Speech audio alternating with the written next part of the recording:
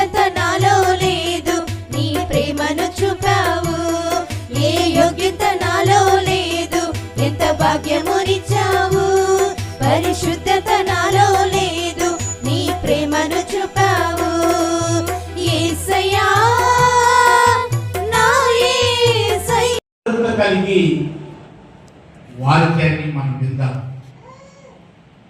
ఈరోజు మనం వినబోయేటువంటి వాక్యము ఎలాంటిది అనంటే, భక్తులు ప్రార్థన చేశారు. చాలా మంది ప్రార్థన చేస్తారు, చాలా మంది ప్రార్థన చేస్తారు. నాకు అదివు, నాకు ఇదివు, నాకు అది కావాలి, నాకు ఇది కావాలి అని అడుగుతూ ఉంటారు. ప్రార్థన అంటే యాక్చువల్లీ అసలు అది కాదు.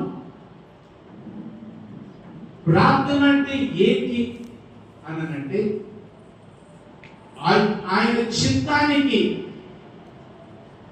లోబడటం. ఇప్పుడు ఉదాహరణకి నేను ఒక మాట చెప్తున్నా, ఒక వస్తువును వ్యవసాయం దగ్గరికి తీసుకుని వెళ్ళినప్పుడు ఆ వస్తువు ఏమైనా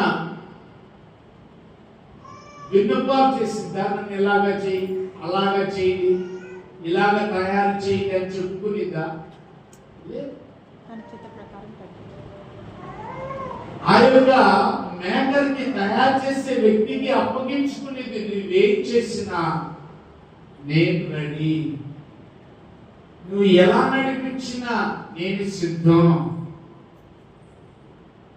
నేను ఒక మాట చెప్తున్నా, నువ్వు అడిగినా దేవుడు చేయడు, నువ్వు అడగకపోయినా దేవుడు చేయాలనుకుంటే దాన్ని జరిగిస్తాడు అంతే. కానీ ఆయన చిత్తమే నెరవేరుతుంది.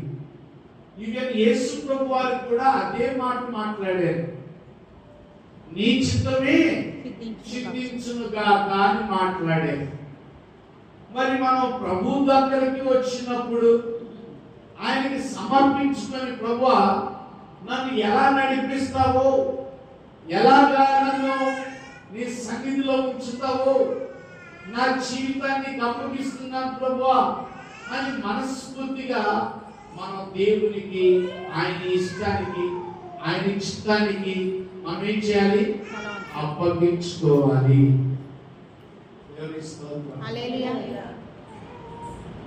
వారి పట్ల ఆయన చిత్తాన్ని బయలుపరుస్తూ ఉంటాయి, ఆయన ఇష్టాన్ని తెలియజేస్తూ ఉంటాయి సంతోషంతో. అలాగే ఈరోజు మనం వినబోతున్న వాక్యము, ఆయన చేసిన ప్రార్థన పరిస్థితులు ప్రతికూలంగా ఉన్నా ఆయన చేసిన ప్రార్థన దేవుని ఇష్టానికి అప్పగించుకుంటున్నాడు, దేవుని ఇష్టానికి తెలియచేస్తున్నాడు.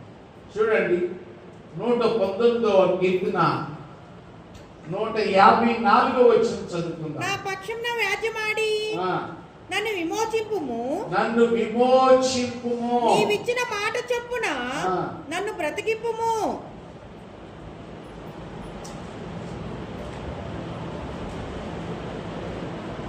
ఇక్కడ ఏమంటున్నాడో తెలుసా? నా పక్షమున వేద్యమాడి నన్ను విమోచింపుము, నీవిచ్చిన మాట చొప్పున నన్ను బ్రతికించుము. దేవుని స్తోత్రం. హల్లెలూయా. ఈయన చుట్టూ కూడా వేద్యమాడే వాళ్ళు ఉన్నారంట. ఎలాంటి వాళ్ళు? వ్యాజ్యం.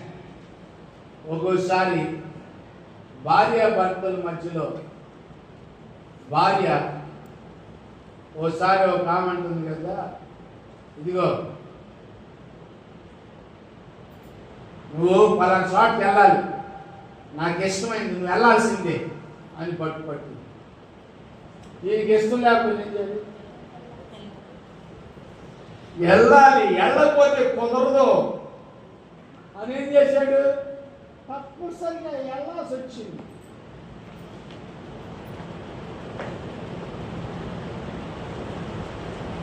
మళ్ళీ ఏదైనా కీసులాట ఆడారనుకోండి, కీసులాట ఆడితే ఆ గొడవ ఆగుతుందా?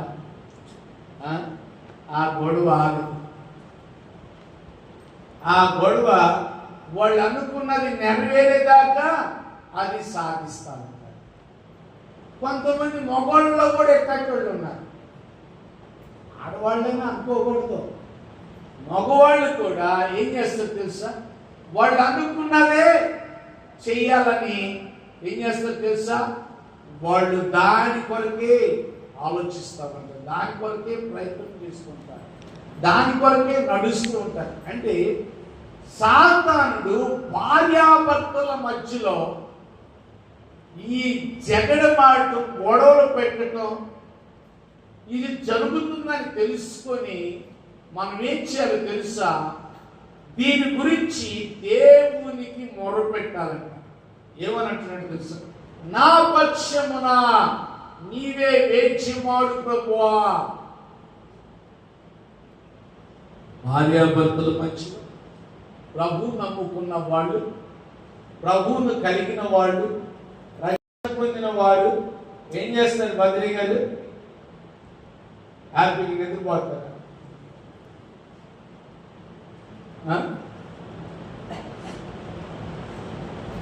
గొడవాడేటప్పుడు నిద్రాట పట్టించి సూర్యవతి గారు, బద్రీ గారి దగ్గరికి వచ్చి గొడవాడు హ్యాపీగా గురి పెట్టుకుంటూ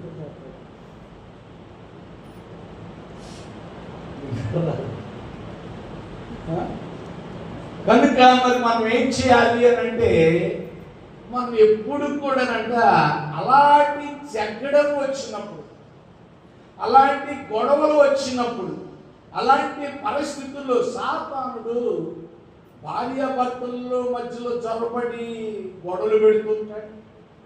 పిల్లల్ని తల్లిదండ్రుల మీదకి ఉసుగొలుపుతూ ఉంటాడు. ఒక్కోసారి తల్లిదండ్రులు కూడా పిల్లల మీదకి ఎలా పడితే అలాగా మరీ జాలి దయ లేకుండా కూడా ఎట్లా పడితే అట్లా ప్రవర్తిస్తూ ఉంటారు. అలాగే పక్కకు వారి ద్వారా కూడా గొడవలు తీసుకొచ్చి పెడుతూ ఉంటాడు. లేకపోతే బంధువుల దగ్గర నుంచి, అప్పుల వారి నుంచి, లేకపోతే గవర్నమెంట్ దగ్గర నుంచి అనేకమైనటువంటి విధాలుగా అది ఇది కాలేదనుకోండి, నువ్వు దేనికైతే లోపడతావో సెల్ ఫోన్ ద్వారా లోపడతావా, సెల్ ఫోన్ ద్వారా నీకు గొడవ పెడతావు. నువ్వు దానికైతే ఈజీగా పడిపోతావు, దానికైతే ఈజీగా పడిపోతావు. అందుకని ఏం చేస్తాడు? ఇదిగో సెల్ ఫోన్ ఒకసారి ఆంటీ, సెల్ ఫోన్ ఒకసారి ఆంటీ, సెల్ ఫోన్ ఒకసారి ఆంటీ అని ఏం చేసింది? సెల్ ఫోన్ని ఆన్ చేయించిస్తుంది. ఆన్ చేయించాక నీకు ఇష్టమైన దృశ్యాలు దాంట్లో కనబడతాయి. అది మహాసముద్రం లాంటిది. సెల్ ఫోను మహాసముద్రం లాంటిది. ఆ సముద్రంలోకి కొంచెం ఎంటర్ అయ్యామనుకోండి, సముద్రం వెళ్ళగా వెళ్ళగా వెళ్ళగా లోతుగా వెళ్ళింది కానీ మెరకి వెళ్ళదు. సముద్రం వెళ్ళే కొలది లోతుకి వెళ్ళింది కానీ మెరక అనేది కనపడదు. ఈ సెల్ ఫోన్ కూడా అట్లాంటిదే. మనకి ఇష్టమైంది చూసామనుకోండి, ఏమవుతుందో తెలుసా? కొంచెం ఎక్కువగా చూస్తే ఏమైంది? దానికి సంబంధించిన మళ్ళీ వచ్చేసేస్తాయి. దానికి సంబంధించిన ఇంకా ఇంకా ఇంకా ఇంకా ఇంకా ఏదైనా కావచ్చు, పాటలైనా, లేదా జోక్స్ అయినా, గేమ్స్ అయినా. ఇప్పుడు చాలామంది ఏం చేస్తున్నారు తెలుసా? ఒక్కోసారి పాపమే మనల్ని పట్టించింది, పాపమే మనల్ని పట్టించింది. ఆ సంగతి తెలుసుకోక ఏం చేస్తూ ఉంటారంటే, ఏం తెలియదు అన్నట్టుగా నటిస్తూ ఉంటారు. చూసి కూడా చూడనట్టుగా, చేసి కూడా చేయనట్టుగా, మాట్లాడి కూడా మాట్లాడినట్టుగా, ఆలోచించి కూడా ఆలోచించినట్టుగా ప్రవర్తిస్తూ ఉంటారు. కానీ అది ఒక రోజున నిన్ను పట్టిస్తున్నాను. ఏం చేస్తుందంటండి? మనల్ని పట్టిస్తుంది. పట్టించినప్పుడు మనం తప్పుకోలేము. అలా కాకుండా దానిలోనికి ఎంటర్ కాకుండా ఉన్నప్పుడు ఈ యొక్క యోసేపు ప్రార్థన చేసుకున్నాడు. ఏమని ప్రార్థన చేసుకున్నాడు? ప్రభువా, ఈ పరిస్థితి నుండి నన్ను తప్పించిన ఆయన అని ప్రార్థన చేసుకున్నాడు. ఎవరితో గొడవ తెలుసా? రాణి గారితో గొడవ. రాణి గారితో గొడవ పెట్టుకున్నట్టే అంటే ఏంటో తెలిసేసా కదా? పక్కకి తల పెట్టేసి పుల్నొట్టు పెట్టినట్టే. పుల్నొట్టు తల పెడితే ఏముంటుంది? ఏముండదుగా, లాభం వెళ్ళిపోవడమే. అయినా సరే దేవుని పక్షంగా ఆయన నిలబడి దేవునికి మొరపెట్టాడు కనుక, దేవునికి ఇష్టమైన పని చేశాడు కనుక, అది ఎంతటి వాళ్ళైనా సరే అక్కడ వారి మీద ఈయన పనికి రాని వాడైనా సరే, ఈయన పక్షాన మరి గట్టిగా మాట్లాడేవాళ్ళు లేకపోయినా సరే ఒక నీతి కార్యం చేయడానికి ఇష్టపడ్డాడు కనుక ఈయన పక్షంగా దేవుడు ఉన్నాడు. దేవుని స్తోత్రం. హల్లెలూయా. దేవుడు ఎవరు తెలుసా? నీలో ఉన్నవాడు లోకంలో ఉన్నవాడి కంటే గొప్పవాడు. ఆ గొప్ప ఆయన్ని పక్షంగా చేర్చుకొని నువ్వు ఆయన పక్షంగా ఉంటే జయమంతా నీదవుతుంది. దేవుని స్తోత్రం. కనుక మరి మనం ఏం చేయాలో తెలుసా? దేవుని పక్షంగా మనం నిలబడే వారిగా మనం ఉండడానికి ప్రయత్నం చేయాలి. ఇక్కడ ఈయన అంటున్నాడు, ఏమంటున్నాడు? నా పక్షమున వేద్యమాడి నన్ను విమోచించు. దేవుని వాక్యాన్ని చూద్దాం. చూడండి,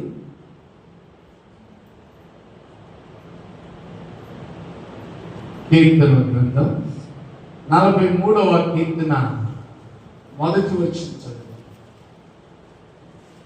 దేవా, నాకు న్యాయము తీర్చుము. దేవా, నాకు న్యాయము తీర్చుము. భక్తి లేని జనముతో నా పక్షమున వ్యాజ్యమాడుము. చూశారంటే భక్తి లేని వాళ్ళంట భక్తి కలిగినటువంటి వారిని ఏం చేస్తున్నాడు? గొడవ పెడుతున్నాడు. చాలా మంది అంటూ ఉంటారు, మనం ఎక్కడికన్నా వెళ్ళామనుకోండి, ఎవరి విగ్రహానికి అర్పించి తినకూడదంటే అంటే, ఓ నువ్వే నాకు ప్రార్థన చేసేది, మేము చేయట్లేదా ప్రార్థన, మేము తింటలేదా అని ఏం చేస్తూ ఉంటారు. వాడు భక్తి ఉన్న వాళ్ళేనంటావా? ఏమంటే భక్తి ఉన్న వాళ్ళు అయితే ఆ మాట మాట్లాడతారా? అసలు ఇజ్రాయేలీలు ఒక్క రోజుని 23,000 మంది చచ్చిపోయారు. ఎందుకో తెలుసా? విగ్రహారాధన వలన. ఎందువలనండి? కేవలము విగ్రహారాధన వలన. విగ్రహాలకు అర్పించింది, విగ్రహాల ముందు ఎగరటం, వాళ్ళు వీళ్ళని తారతమ్యాలు లేకుండా ఎగరటం చేయటం వలన ఏం జరిగిందో తెలుసా? దేవుని కోపం రగులుకుందంట.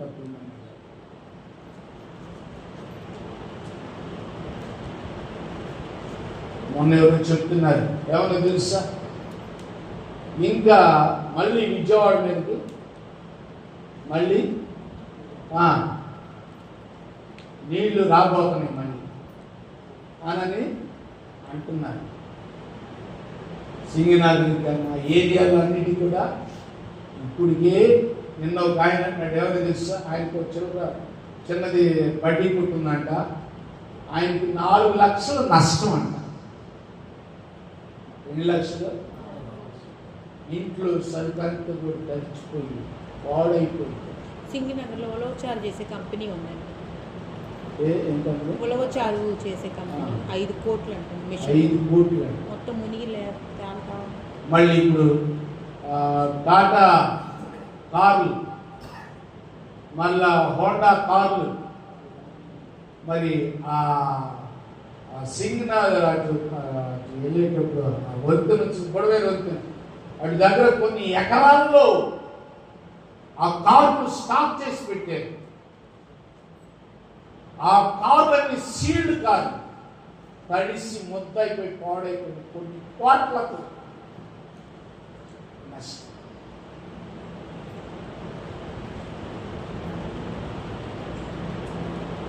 జనం భయం లేక జనం ఎట్టున్నారంటే, ఎవరైనా నిన్ను దేవుడు దీవించును గాక అనగానే ఆమేన్ అని ఏం చెప్తారు తెలుసా? ఆ వాక్యాలే సంపూర్ణ పెడతా ఉంటారు.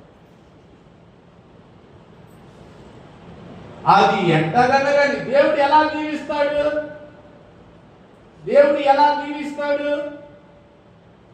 దేవుడు ఏమంటాడు తెలుసా? నేను దీవించాలని అనుకున్నా, కానీ సాతానుడు చెడ్డపడుతున్నాను. నా పని చేశాడు, అతడు తప్పు చేశాడు కనుక మరి నాకు అధికారం ఉండాలని సాతాను ఏం చేసిందంట? సాతాను వచ్చి కూర్చుందిద్దంట.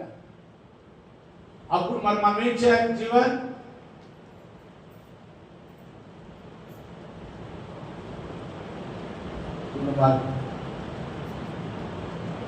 మనం ఏం చేయాలో తెలుసా? దాన్ని చేయించకపోతే సాతాను మన మీద చేయి పొందుకొని మనకు రావాల్సిన ఆశీర్వాదాలు రాకుండా ఏం చేసిందో తెలుసా? వాడు దాన్ని అనుభవిస్తాడు.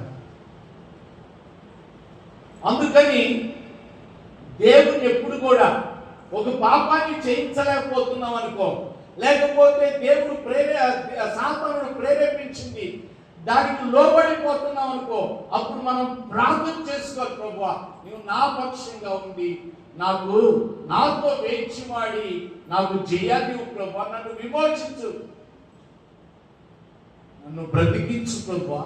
లేకపోతే మనం అపరాధముల చేతను పాపముల చేతను చచ్చిన వారిగా ఉంటామంట. సాతానుడు దోచుకుని వెళ్తున్నా మనం ఏం మాట్లాడాం? సాతానుడు వచ్చి మన గుండెల మీద తొక్కుతున్నా మనం ఏం మాట్లాడాం? పీడకల్లో వస్తున్నా మనం ఏం మాట్లాడాం? కనుక ప్రియమైన దేవుని బిడ్డలారా, మనం చాలా జాగ్రత్తగా ఆలోచన చేయాలి. దేవుడు మన పక్షం నుండి వేచి మాడాలని మన ప్రార్థన ఉండాలి. ఆ సమస్య నుండి నా చుట్టూ ఉన్నటువంటి భక్తిహీనులతో నువ్వు వేచి మాడు ప్రభువా. చదువు 43. దేవా నాకు న్యాయము తీర్చుము, భక్తి లేని జనముతో నా పక్షంన వ్యాజ్యమాడుము. చూసారంటే న్యాయం తీర్చు. Is judge. ఆయన జడ్జిగా ఉన్నాడు. ఈ లోక జడ్జిలన్నా లంచం ఇస్తే ఏటాయి పలకమన్నా పలుకుతాడు. లోక మనుషులు కూడా ఎటు డబ్బులు ఉంటాడే. కానీ దేవుడైతే న్యాయాన్ని న్యాయముగా తీర్చింది. మరి దేవుని పక్షంగా ఉంది, నువ్వు ఆయన న్యాయం తీర్చమని కోరుకుంటున్నావా? నీకేదైనా లోన్ రావాలి ప్రభువా, అప్పులు వాళ్ళు వస్తున్నారు ప్రభువా, మరి లోన్ కొరకు నేను ఎదురు చూస్తున్నా, నీ చిత్తం ఏమైందో నీవు నాకు న్యాయ తీర్పు తీర్చున్నాయన. ఎప్పుడైనా అలాంటి ప్రార్థన చేస్తున్నామా? అలాంటి ప్రార్థనలో మనం ఉన్నట్లయితే దేవుడు తప్పనిసరిగా నీకు న్యాయమైన తీర్పు జరుగునుగాక. కనుక మరి మనం ఏం చేయాలో తెలుసా? భక్తుడైనటువంటి దావీదు చక్రవర్తి ప్రార్థన చేస్తున్నాడు. ఏమని తెలుసా? నీవు నాకు న్యాయమైన తీర్పు. ఎవరి మధ్యలో? భక్తి లేని వారి మధ్యలో. వారి ముందు నేను అవమానపరచకూడదు, నేను వారి ముందు సిగ్గుపరచకూడదు. ప్రభువా, నీవు నాకు న్యాయం తీర్చు నాయనా. నువ్వు అవమానపరచబడాలని నీ దృష్టిలో ఉంటే నీ చిత్తం అక్కడ వారి ముందు నేను తల ఎత్తుకునే వారిగా ఉండాలి అంటే నీ చిత్తం ప్రభువా. నువ్వు ఏది జరిగించాలనుకున్నావు అది చేయి ప్రభువా, నేను మాత్రం నీ పక్షాన ఉన్నాను. మనం అలా కాదు అనని మేసు మెలేసు లేకపోతే అదిగో ఏదన్నా నేను అటు చేసుకుంటానని వెళ్ళి కార్యం చేసుకోగలిగే వాళ్ళు ఉన్నారా? యేసువారు ఎవరు లేరు. దేవుని కాదని ఎవరు ఏది జరిగించలేదు. అందుకని ఏం చేయాలి? కుటుంబాలలో ఇద్దరు భార్యాభర్తలు ఏకీభవించి దాన్ని జయించాలి. ఇప్పుడు శత్రువుల మీదకి వెళ్ళేటప్పుడు రాజు కదా ఒక్కడే వెళ్తాడు. సైన్యము అంటే పిల్లలు, భార్య, భర్త కూడా కలిసి అందరూ కలిసి సాతానుతో యుద్ధం చేయాలి. ఏం చేయాలి? సాతానుతో యుద్ధం చేయాలి. నాకెందుకులే అని అంటావు. ఏం చేసింది? ఇప్పుడు నిన్ను వదిలేసింది. 7 ఆవుల సంగతి ఏమైపోయింది? 7 కట్టుకట్టుకొని ఒక పులిని జయిస్తుంటే ఒక రోజున అది ఆలోచిస్తుందంట, ఆ పులి వీటిని ఎట్టగా నేను జయించలేను, కనుక దీనికి నేను ఒక పాఠం చెప్పాలి ఈ ఆవులకి అని ఈ మొదటి ఒక ఆవు దగ్గరకు వచ్చి ఆవు బావా అనుకుంటా, ఇదిగో నిన్ను పలాంది అట్ట అంటుంది,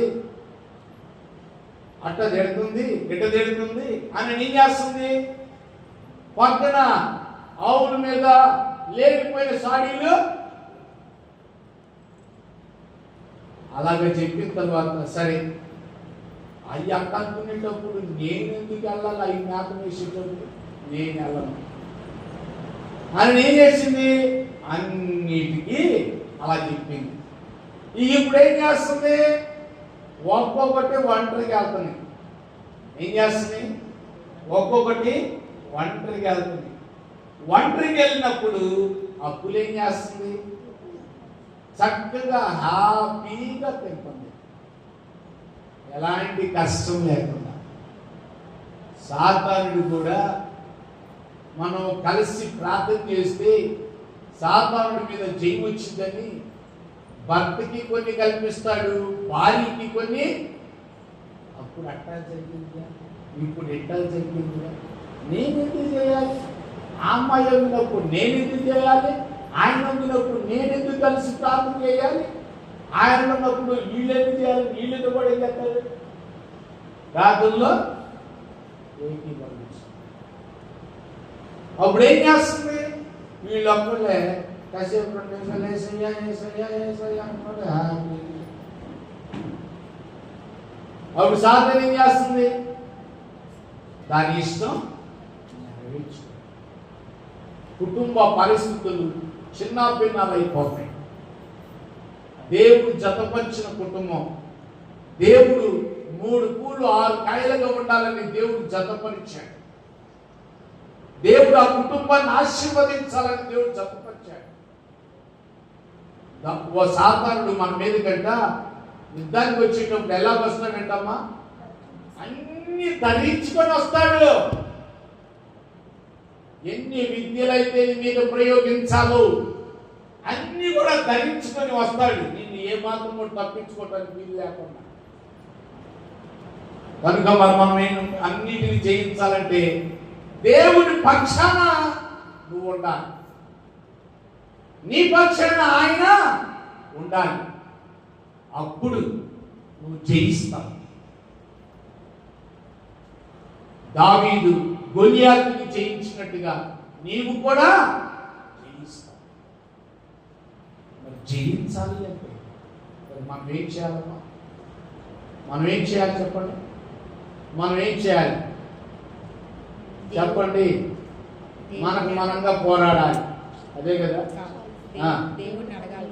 దేవుణ్ణి ఎలా అడగాలంటే, ప్రభువా నా పక్షంగా నీవు వేచి మోడాలి. నేను వెళ్ళి పోట్లాడటం కాదు, నేను వెళ్ళి జగడం ఆడటం కాదు. ఒక్కోసారి అత్త మామూలు పడదు, అత్త కోడలు పడదు.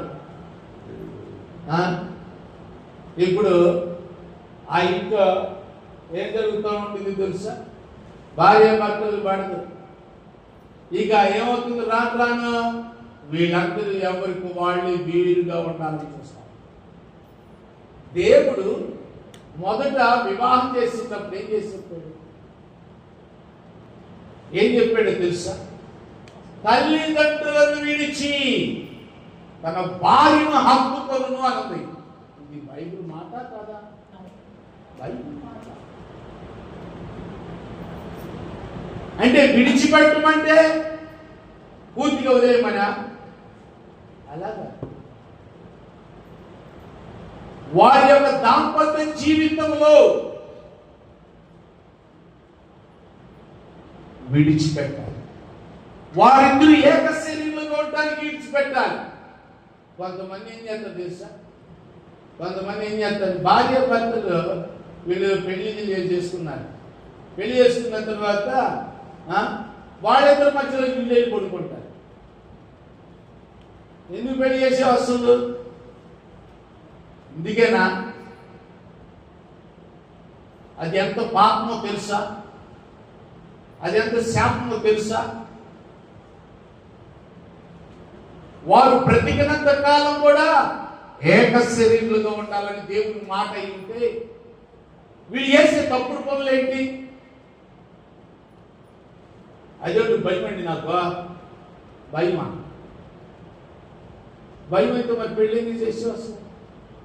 నీ దగ్గర బండ పెట్టుకో. పెళ్ళింది చేసావు, కొడుక్కి కూతురికి ఇది చేసావు.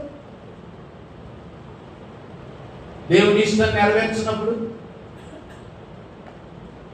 వారు ఏకీభవిస్తేనేనంట గొప్ప ఫలం పొందుతుందంట. దేవుని స్తోత్రం. శారీరకమైన గర్భఫలం కావచ్చు, ఆధ్యాత్మికమైన మేలులే కావచ్చు. దేవుడు ఎవరు తెలుసా? భార్య భర్తలు ఇద్దరు ఏకీభవించడానికి ఎవరు అడ్డు రాకూడదు. అత్తైనా తల్లైనా కూతురైనా ఎవరైనా సరే. ఈ మధ్య కూతుళ్ళు కూడా అడ్డొస్తున్నారు. వీళ్ళు ఎక్కువ వయసు వచ్చేసిన తర్వాత వాళ్ళకు బెడ్రూమ్ ఉంటే ఆ బెడ్రూమ్ లో ఉండకుండా భార్యాభర్తలు ఉన్న బెడ్రూమ్ లోకి వచ్చేస్తున్నారు.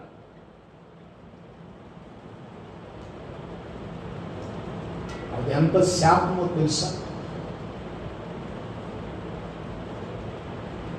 జరగకూడని పనులు, చేయకూడని పనులు. భార్యాభర్తలు చివరాకు మిగిలిన భార్యాభర్తలు వాళ్ళు మరణం వరకు కూడా ఒకటిగానే ఉండాలని బైబిల్ మాట్లాడుతుంది.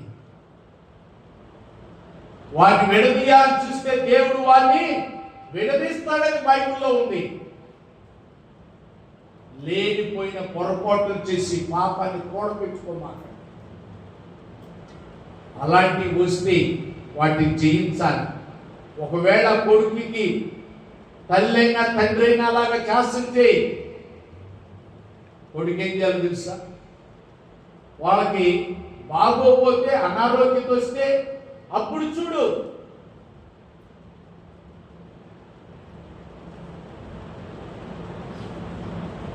వాళ్ళకి అన్నం పెట్టాల్సి వస్తే పెట్టు. కానీ భార్యతో ఏకీభవించకుండా చేస్తుంది చూసావా? ఆ తల్లి తల్లి కాదు, ఆ తండ్రి తండ్రి కాదు. వాళ్ళిద్దరు ఒకప్పుడు యవనస్తులుగా ఉన్నప్పుడు వాళ్ళిద్దరు కూడా అలా జరిగితే నువ్వు పుట్టేవాడువేనా?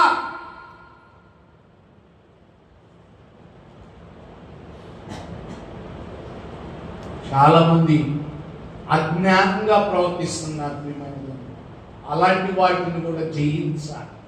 ప్రభువా, నా తల్లి ఇలా ఉంటుందయ్యా, నా తండ్రి ఇలా ఉంటున్నాడయ్యా, దాన్ని జయించే శక్తిని నాకు ఇవ్వు, ఇవే నాకు న్యాయమైన తీర్పు తీర్చు అని ప్రార్థన. వాళ్ళ మీద పోట్లాడటం కాదు మనం చేయాల్సింది. ఓ దైవజనుడు ప్రార్థన చేసాడంట. దేవుని ఆత్మ దిగటానికి ఎంతసేపు చూసినా దేవుని ఆత్మ దిగట్లేదంట. ఏంటి ప్రభు అని ప్రార్థన చేస్తే మీలో ఒకరు అడ్డుగా ఉన్నారు, మీలో ఒకరు నాకు వ్యతిరేకంగా అపవిత్రంగా ఉన్నారు, అతను పంపించేసేయనంట.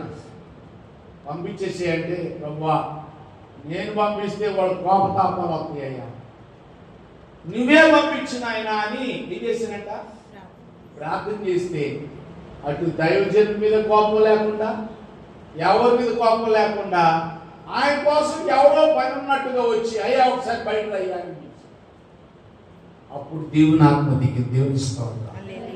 హల్లెలూయా. దేవుని కార్యానికి అడ్డుగా ఎప్పుడు నిలబడతాం. దేవుని మేలుకు ఎవరు అడ్డుగా ఉండకూడదు. దేవుని కార్యాలకు మనం ఏకీభవించేవారిగా, లోబడేవారిగా మనం ఉండాలి. ప్రియమైన దేవుని పిల్లరా, దేవుని వాక్యాన్ని మనం చదువుకుందాం. చూడండి, మొదటి సమూయేలు గ్రంథం 24వ అధ్యాయం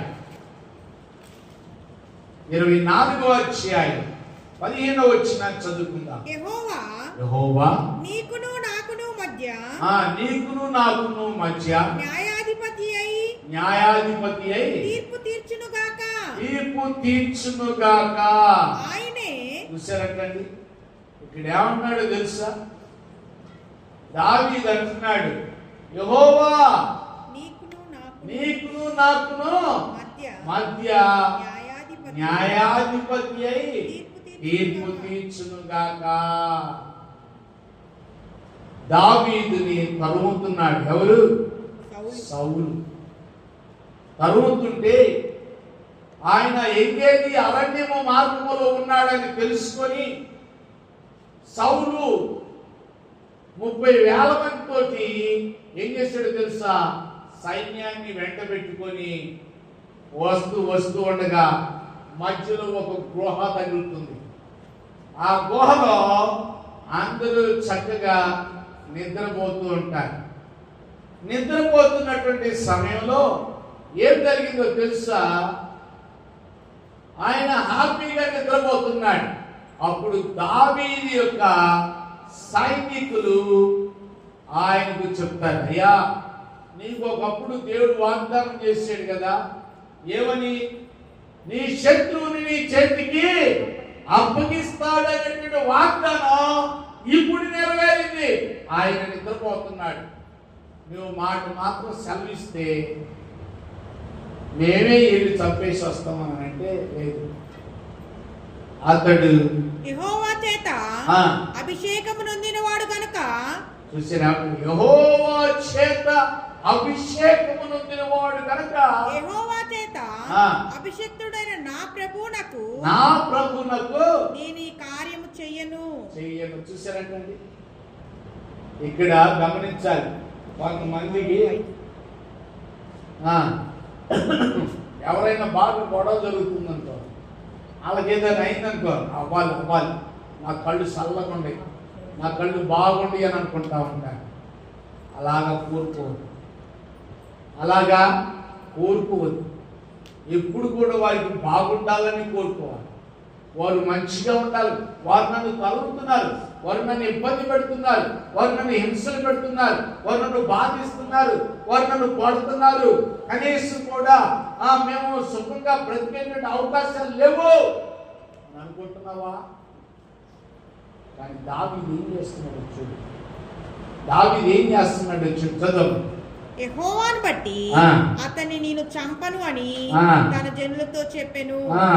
ఈ మాటలు చెప్పి దావీదు తన జనులను అడ్డగించి సౌలు మీదకి పోనీయక వారిని ఆపెను. ఇక్కడ 11వ వచనం, నా తండ్రి చూడుము, ఇదిగో చూడుము, నిన్ను చంపక. ఏమని సంబోధిస్తున్నాడు తెలుసా? నా తండ్రి. శత్రువుని. నిజంగా ఈయన కన్న తండ్రి, మామని ఏమంటున్నాడు? నా తండ్రి చూడుము. ఆయన చేతికి చిక్కిన కనుక మన శత్రువులు మనల్ని ఎన్నన్నా సరే దేవుని పక్షంగా ఉండి దాన్ని జయించడమే మనకు. అంతేగాని కోపంతో వాళ్ళంట పాడైపోవాలి, వాళ్ళంట ఇరిగిపోవాలి, వాళ్ళంట పతనం అయిపోవాలి అని కోరుకోకూడదు. అలాంటి ప్రార్థన మనకు ఉండకూడదు. మన ప్రార్థన ఏ ప్రార్థన అయి ఉండాలంటే, ప్రభువా నీవు నా పక్షమున న్యాయమో తీర్చుము, నా పక్షాన వేచిమాడు. ఇప్పుడు మామూలుని కొంతమంది తిట్టారని తెలిసిన, మామూలుని మా గురించి చెడ్డగా మాట్లాడుకుంటున్నారని తెలిసిన వారు మరి మా దగ్గరకు వచ్చి ప్రార్థించమని కోరితే అవి మర్చిపోయి వాళ్ళ క్షేమం కొరకు ప్రార్థన చేస్తాం, వాళ్ళ మేలు కొరకు ప్రార్థన చేస్తాం. వాళ్ళు ఏదైనా సలహాలు అడిగినా సరే మనస్ఫూర్తిగా వాళ్ళు బాగుండాలని మంచి సలహాలు ఇస్తాం. మాకు తెలిసినంత మట్టుకి, దేవుడు తెలియజేసినంత మటుకు మంచి సలహాలు ఇస్తాం. చాలా మంది అనుకుంటా ఉంటారు, ఏమని తెలుసా, ఇద్దరు భార్య భర్తలు మా దగ్గరకు వచ్చారు, మాకు ఇద్దరు కూడా ఒకటే, ఇప్పుడు మీరందరూ మాకు ఒకటే. అవునా కదా? ఇటు బద్రి గారైనా అటు సూర్యవతి గారైనా ఎవరైనా మాకు ఒకటే. ఇప్పుడు సూర్యవతి గారిని దగ్గరించామని భార్య బద్రి గారి మీద మాకు ప్రేమ ఎక్కుందట, సూర్యవతి గారిని ద్వేషిస్తున్నట్ట కాదు.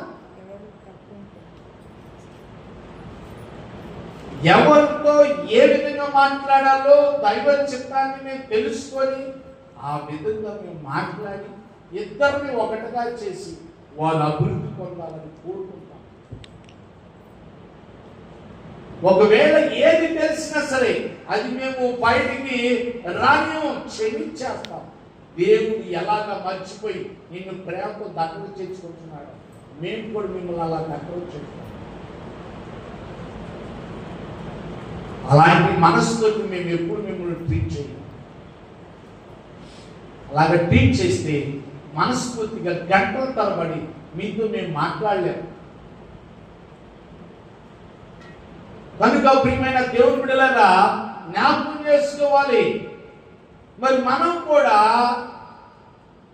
మన మామతోనైనా లేకపోతే మన అత్తతోనైనా లేకపోతే మన భర్తతోనైనా లేకపోతే మన భార్యతోనైనా లేకపోతే మన పిల్లలతోనైనా లేకపోతే ఎవరితోనైనా సరే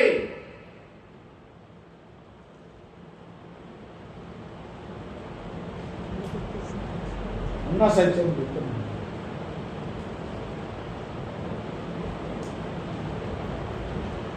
మా మామగారికి ఉద్యోగం నుంచి రిటైర్డ్ అయినప్పుడు డబ్బులు వచ్చినాయి, చాలా వచ్చింది.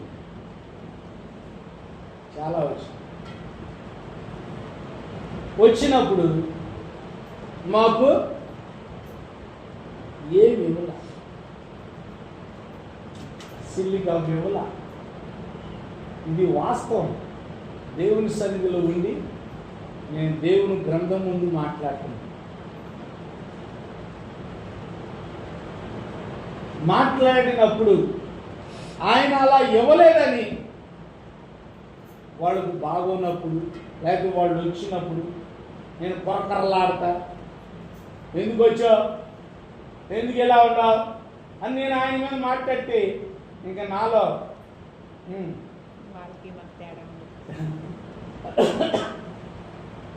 అక్కడ తిరుగుతూనే ఉంటాం.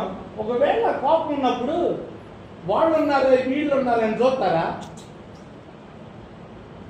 ఎవరు అలా చూడరు. ఏమో ప్రసాద్ గారు ఏమో చూస్తాడేమో మరి.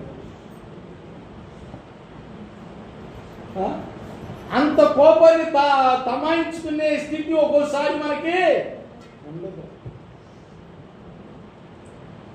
ఎలాంటి పరిస్థితి అయినా సరే అది చూపించేసేయాలి. మరి ముఖ్యంగా మన నాన్న ఎట్టున్నా పర్లేదు కానీ, మన అమ్మ ఎట్టున్నా పర్లేదు కానీ, అత్తమాలంటేనే ఎవరికైనా ఏం చదివారు, అవునా కదా?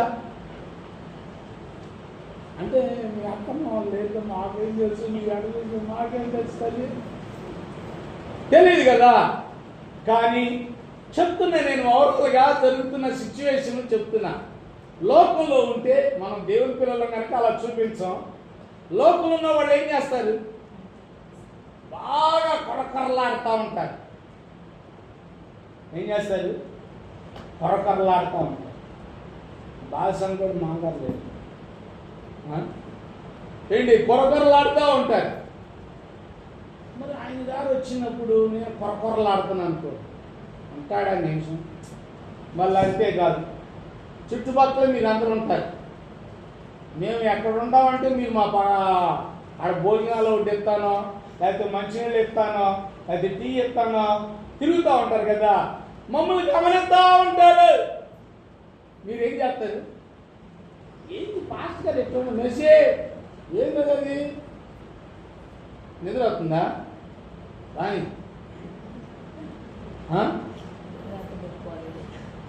నేనే గొంతు పోయేలా గడుపుతున్నా.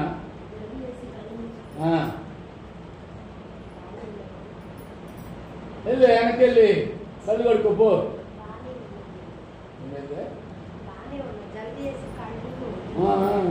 మరి తలంచు మాకు. దేవుని స్తోత్రం. హల్లెలూయా. కనుక ఇక్కడ ఏంటో తెలుసా, మరి నేనేమో ఇక్కడ అట్టా ఉండాలి, మామగారిని చక్క చూసుకోవాలి, వాళ్ళు ఏం చేసినా సరే అత్త సరికి చూడపోయినా చూడాలి అని చెప్తూ నేను పొరపాటులాడుతున్నాను అనుకో. మీరేం చెప్తారయ్యా ప్రసాద్ గారు? రాంబాబు మీరేం చెప్తారు? ఫాస్ట్గా గట్టి చెప్తారు మీ పేరుకి. చెప్పటం ఈజీగా చేయటం కష్టం. చెప్పటమే కానీ చేయటాలు ఉండవు. మనం ఏం చేస్తాం? ఫాస్ట్గా రాకుంటే మనం కూడా అంతేనా? రాంబాబు ఇప్పుడు నీ కొడుకు అనుకోరాట, నీ కొడుకులు కూడా చూడనట్టే ఉంటారు. ఎక్కడ తిప్పుతారు? ఏది చూస్తారు వాళ్ళు, మనంతా గమనిస్తారు. మన గురించి వాళ్ళకి కూర్చే, మన గురించి తెలియనట్టు ఏది అంతా తెలుసు. అందుకోసం దేవుని బట్టి అయినా నీ బిడ్డలను బట్టి అయినా సరే ఏం చేయాలి? ఏం చేయాలి? మన కోపాన్ని లేకుండా తుడిచిపెట్టేసేసేయాలి. ఏం చేయాలి?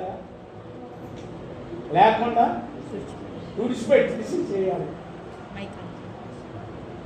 అలాగా తుడిచిపెడితే ఏం జరుగుతుందో తెలుసా? జయం నీదవుతుంది. దేవుని స్తోత్రం. హల్లెలూయా. ఇక్కడ ఈయన గారు అదే అన్నాడు, నా తండ్రి. అప్పుడు దాకా చంపాలని తరుముతుంటే ఏమని సంబోధిస్తున్నాడు తెలుసా? దావీదు చేతికి దొరికినా సరే ఏమంటున్నాడు? నా తండ్రి చూడుము, ఇదిగో చూడుము, నిన్ను చంపక నీ వస్త్రపు చెంగు మాత్రమే కోసితిని గనుక నా వలన నీకు కీడు ఎంత మాత్రమును రాదనియు. చూసారా ఏమని శపథం చేస్తున్నాడు? ఇప్పుడు నువ్వు నా చేతిని చిక్కావు, నీ మెడలో మెడ పక్కన ఆ తలపాగాలు నేను కట్ చేసుకొచ్చా, కోసుకొచ్చా. నువ్వు నా చేతికి చిక్కావు, ఆ పని పేకలో కేసేయచ్చు. కానీ నువ్వు నా చేతికి చిక్కినా సరే నా వలన నీకు ఏ హాని రాదనియు. చూసారా? అప్పటి వరకేనా ఆయన అంటుంది? రానున్న కాలంలో కూడా ఎప్పటికీ నా వల్ల నీకు కీడు సంభవింపదు అనే మాటను చెప్పగలుగుతావా? చెప్పగలిగినటువంటి వాళ్ళు దేవుని స్తోత్రాలు చెల్లిద్దాం. హల్లెలూయా. అలా చెప్పగలిగితే చేయి నీదవుతుంది.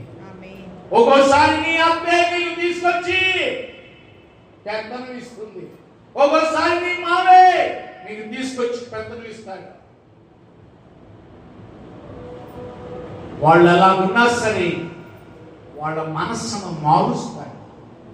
ఇక్కడ మామగారి మనస్సును మార్చేశాడు. చదవండి కొంచెం కిందకి.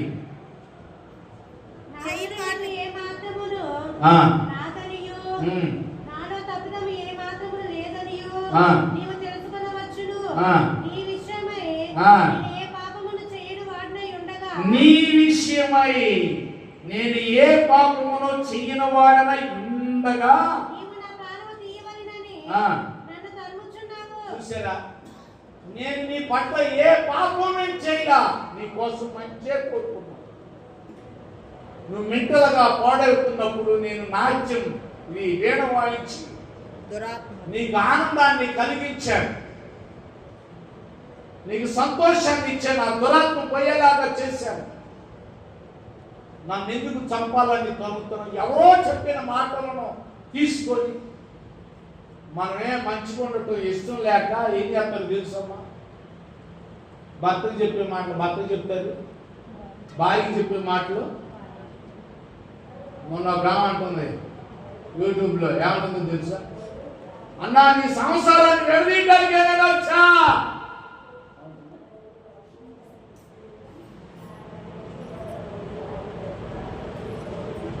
నీ సంసారాన్ని వదిలితో కూడా అంటుంది. అన్న తర్వాత పాందిలే ఆమె ఏం చేస్తుంది? ఆమె ఏం చేస్తుంది? అమ్మ మంచులు లేక నీ చేతి ఇచ్చే మంచులు నాకు వద్దని ఆ కింది ఇచ్చిపోతుంది. అప్పుడు అన్న కింద సౌండ్ పడేసరికి బయటికి వెళ్ళిన మనుషుల్లా లోపల వచ్చాడు. ఏంటి? ఏం లేదులేండి, ఏం లేదు. ఏమై చెబుతుంది? ఏమై తెలుసా? ఆ బాగా చెప్తూ నాకు మంచి ఎత్తుంది, నేనే ఇసిరికొట్టానని ఆమె. అప్పుడు ఆ బుద్ధి ఎవరికి అర్థమైంది? అన్నకు అర్థమైంది. అప్పుడు అన్న నిమిషాల ప్రకారంగా నువ్వు ఎప్పుడు ఎంటానికి లేదు, వెళ్ళిపో. ఏమో లేదు, దూరం నుంచి వచ్చేవని నిన్ను జాగ్రత్త చూసుకోమని నా భార్యకు మరే పదే పదే చెప్పి నేను చూస్తుంటే నువ్వు మంచినీళ్ళు ఇస్తుంటే అది మంచిది కాదని అంటావా? ఏం చేసింది నీకు? ఏం చేసింది నీకు ద్రోహం? నువ్వే ద్రోహురాలివి. నా సంసారాన్ని విడదీయాలని చూస్తున్నావు. నీ సంసారం నీకేమో బాగుండాలి, నా సంసారం ఏమో విడిపోవాలా? ఎలా ముందు వాళ్ళ చెల్లిని బయటికి గెంటేసేసి. కొంతమంది రక్త సంబంధికుల్లో కూడా ఇలాంటి వాళ్ళు ఉండగా లేకపోలేదు. ప్రియమైన మనం చాలా జాగ్రత్తగా ఆలోచన చేయాలి. నిజం ఎప్పటికైనా బయటపడింది. అందుకని మనం తొందరపడి ఏం చేయకూడదు. తొందరపడి కీడుకు ప్రతి కీడు ఎవరికి చేయకూడదు. కీడుకు ప్రతి కీడు చేస్తే వాళ్ళు తిట్టారని మనం కూడా తింటే, వాళ్ళు చెంప మీద కొట్టారని మనం కొడితే దేవుడు మేలు చేయడానికి దగ్గర రాడు. కనుక మనవంతు మనం ఏం చేయాలి తెలుసా? మేలే చేయాలి. ఒకవేళ నీకు బాధ కలిగిస్తున్నారా, వాళ్ళ కోసం దివారాత్రులు ప్రార్థన చేయి. నీ భార్య నీతో ఉండనీయకుండా చేస్తున్నారా, ప్రార్థన చేయి.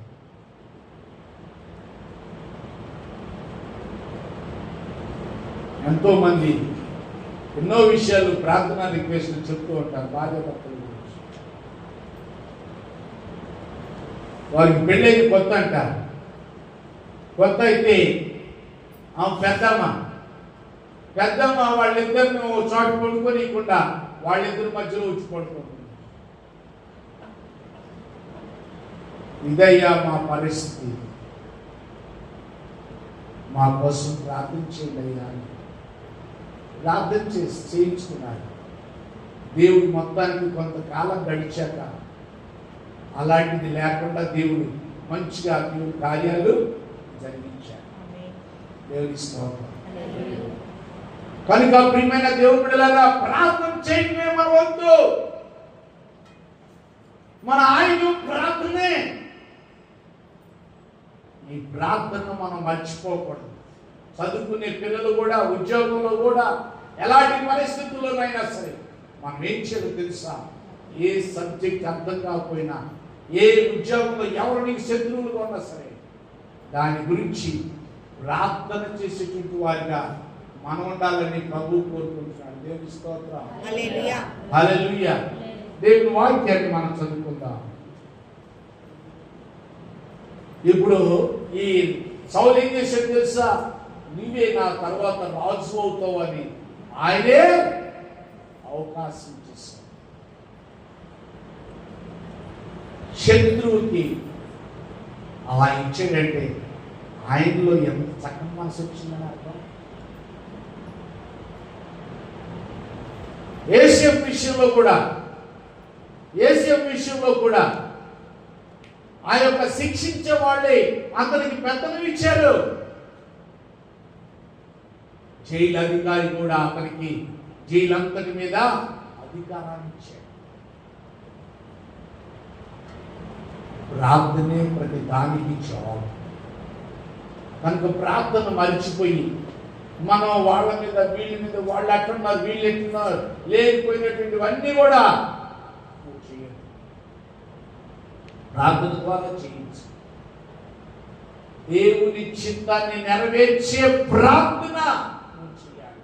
ప్రభా వాళ్ళ కాళ్ళు ఇరిగిపోవాలి, ప్రభా వాళ్ళ చేతులు ఇరిగిపోవాలి, ప్రభా వాళ్ళు అట్టయిపోవాలయ్యా. ఇది కాదు ప్రార్థన. వాళ్ళు నన్ను సరిగ్గా చూడలేదయ్యా. ఇది కాదు ప్రార్థన. ప్రార్థన ఏ ప్రార్థన అంటే నీకు ఎవరైతే శత్రువులుగా ఉన్నారు, ఎవరైతే నిన్ను సరిగ్గా చూడలేదు, నువ్వు మంచి చేసినా సరే వాళ్ళు నీకు అపకారంగా ఉంటున్నారు, వాళ్ళ కోసం నీవు ప్రార్థన చేయి. దైవ చిత్తాన్ని నెరవేర్చే ప్రార్థన చేయి. ఆ ప్రార్థన నీకు మేలు చేస్తుంది. నీవే అక్కడ అగ్రస్థానాన్ని చూడగలుగుతావు, అగ్రస్థానంలో ఉండగలుగుతావు. దేవుని వాక్యాన్ని మనం చూద్దాము.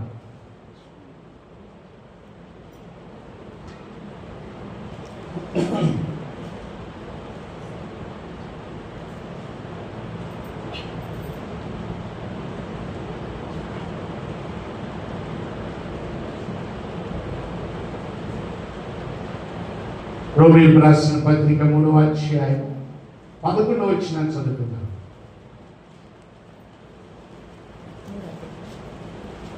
నీతిమంతుడు లేడు, ఒక్కడును లేడు, గ్రహించువాడు ఎవడును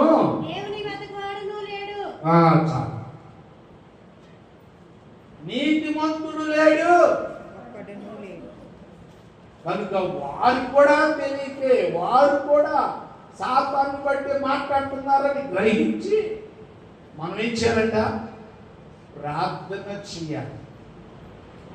మనం ప్రార్థన చేస్తే ప్రార్థన ద్వారా దానిని జయించగలుగుతాం. దావీదు జయించాడు. మరి నీవు కూడా జయించాలి అంటే మరి నువ్వే ప్రార్థన చేస్తున్నావు? వారికి మేలు కలగాలని ప్రార్థన చేస్తున్నావా?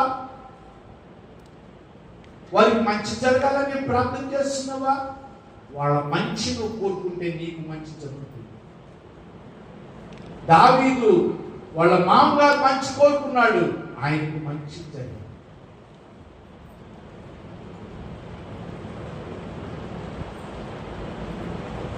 కనుక ప్రియమైన దేవుని బిడ్డలారా, మనం జ్ఞాపకం చేసుకోవాలి. దేవుని సన్నిధిలో ఉన్నప్పుడే దేవుని మాట ప్రకారంగా ప్రభువా ఇప్పుడు వరకు నేను అలా ఉన్నానయ్యా, నువ్వు నా పక్షాన ఉండడానికి నువ్వు సిద్ధంగానే ఉన్నావు, కానీ నేనే నీ పక్షానికి రాలేకపోతున్నానయ్యా. నీవు నా పక్షాన నుండి వేచిమాడమని నీకు అప్పగించలేకపోతున్నానయ్యా. నేనే పోట్లాడుతున్నానయ్యా, నేనే అలుగుతున్నాను ప్రభువా, నా ఇష్టం వచ్చినట్టు నేను ప్రవర్తిస్తున్నాను ప్రభువా, నన్ను క్షమించయ్యా. నీ వాక్యం చెప్తున్నట్టుగా ఈ యొక్క న్యాయమైనటువంటి తీర్పు రావాలని ప్రార్థన చేస్తాను ప్రభువా అని తీర్మానం చేసుకొని మరి నువ్వు ప్రార్థన చేయగలిగితే దేవుని నీకు గొప్ప చేయాలని దేవుడు కలుగు చేస్తాడు. దేవుని మాటలు మన తరపున దీవించుతాడు. ఆమేన్. అందరూ కళ్ళు మూసుకొని ప్రార్థన చేయండి.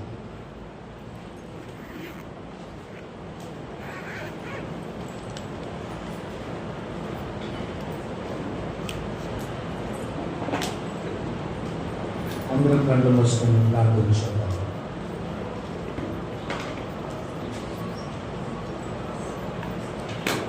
దేవుడి ఇప్పటివరకు నీతో మాట్లాడాడు.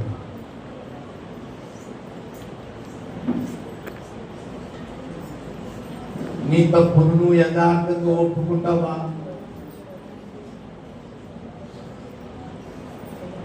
సాతానుడు నిన్ను ఓడించాలని అనేక విధాలుగా నీ మీదకి పోరాటంతో వస్తా ఉంటాడు.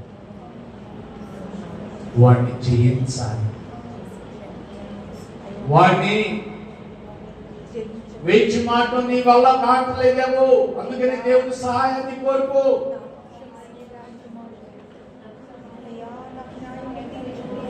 దేవుని సహాయాన్ని కోరుకో.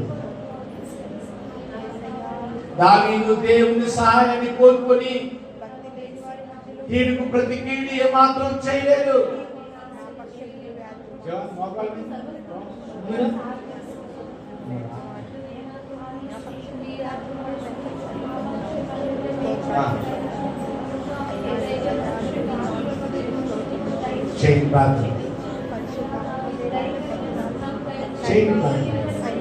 ఎవరికి వారి ప్రభువా, వారు నన్ను మంచిగా చూడలేదు, నాతో మంచిగా మాట్లాడలేదు,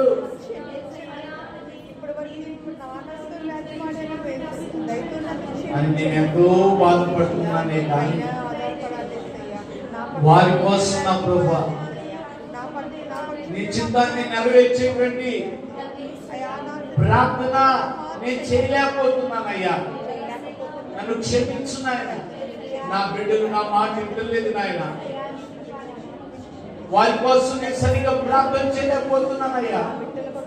నా గోడలు సరిగ్గా మాట్లాడలేదని నేను సరిగ్గా ప్రార్థన చేయలేకపోతున్నాను. మాట్లాడలేదని వాళ్ళ మీద దూకుతున్నానే కానీ, మాట్లాడలేదని వాళ్ళ మీద పోట్లాడుతున్నానే కానీ, మాట్లాడలేదని వాళ్ళకి వీళ్ళకి చెప్తున్నానే కానీ నీ సన్నిధిలో విజ్ఞాపన చేయలేకపోతున్నాను. నన్ను క్షమించువా, నన్ను క్షమించువా అని ప్రార్థన చేస్తున్నాను. నన్ను క్షమించువా. దావీదు అలాంటి ప్రార్థన చేశాడు. ఒక సమయాన్ని దేవుడు ఇచ్చాడు.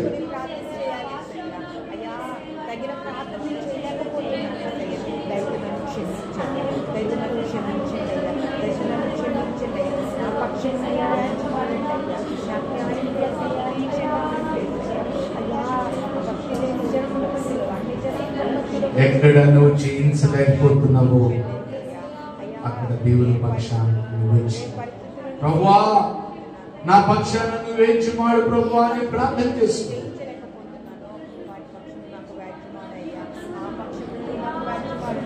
ఎక్కడ నీకు మేలు కలగట్లేదు అక్కడ మేలు కలగాలని ప్రార్థన చేస్తూ దేవుడే సహాయం చేస్తాడు.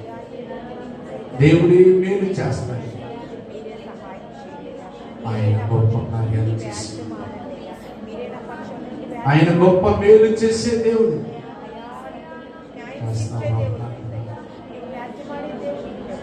దేవుని సన్నిధిలో ఇప్పుడు వరకు కీడుకు ప్రతి కీడు నేను చేసేనయ్యా, నన్ను క్షమించమని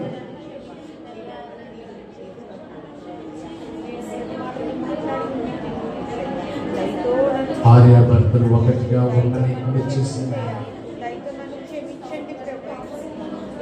భార్యాభర్తలు ఒకటిగా ఉండకుండా ఇప్పుడు వరకు నేను జీవించానయ్యా, నా భర్తను నేను సరిగ్గా ప్రేమించలేకపోతున్నాను, నా భర్తకు సరిగ్గా లోబడలేకపోతున్నాను, నా భార్యని సరిగ్గా ప్రేమించలేకపోతున్నానయ్యా, నన్ను క్షమించు అనాయనా.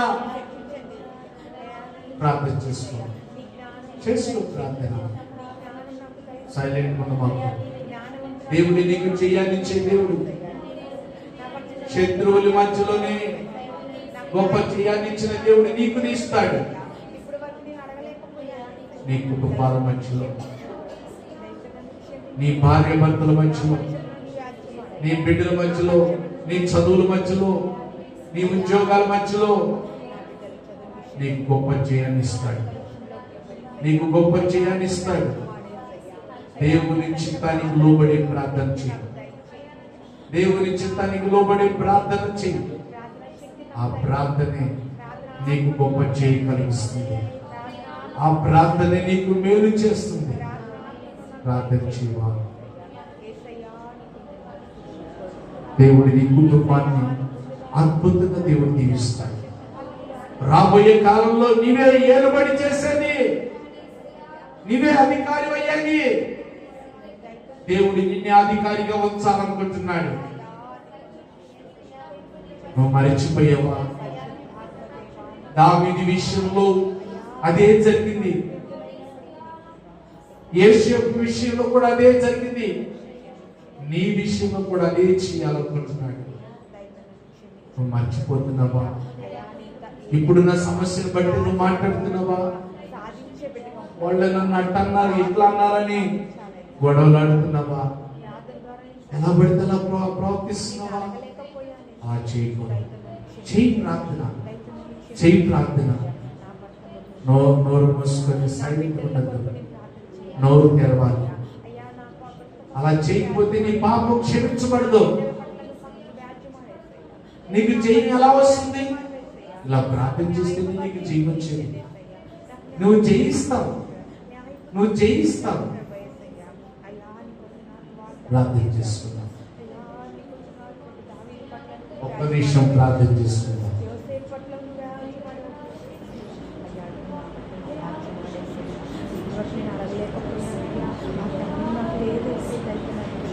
మహాపరిశుద్ధుడా, దయగలిగిన ప్రభువా, ఎవరైతే నీ పక్షంగా బేజమాడమని కోరుకుంటారో, నీ వారికి విమోచన కలుగు చేయాలని కోరుకుంటారు, వారిని బ్రతికించమని కోరుకుంటారు, వారి కోరికలు తీర్చబడును గాక, వారు అనుకున్నది నెరవేర్చబడును గాక. దావీదుకి ఇచ్చినటువంటి అగ్రస్థానము నీ బిడ్డలకు కలుగును గాక. యోసేపుకి ఇచ్చినటువంటి ఉన్నతమైన స్థానము నీ బిడ్డలకు వచ్చును గాక. నీకు స్తుతులు, స్తోత్రములు ప్రభువా. అయ్యా, వచ్చిన వారందరినీ దీవించి అయ్యా నా ప్రభువా, మీకు ఇష్టమైనటువంటి ప్రార్థన చేసి మీ మేలు పొందుకునే వారిగా సహాయం చేయండి. కీడుకు ప్రతి కీడు ఎవ్వరికి చేయగలరు నా ప్రభువా. నాయన, కీడుకు మేలు చేసేటువంటి వారిగా అయ్యా బిడ్డలు వాడుకొని మీ నామానికి మహిమ తెచ్చుకోమని బిడ్డలందరూ మీ చేతులకి సమర్పిస్తున్నాను. బిడ్డలను సంపూర్ణంగా దీవించి ఆశీర్వదించమని యేసు పరిశుద్ధ నామమున అడుగుచున్నాము. ఆమేన్. అందరూ కూడా లేచి నిలబడి పాట పాడుకుంటూ దేవుని యొక్క దీవెన నిమిత్తమై దేవునికి ప్రార్థిస్తున్నాము. నీ ధనము నీ ధనము ప్రభు యేసువే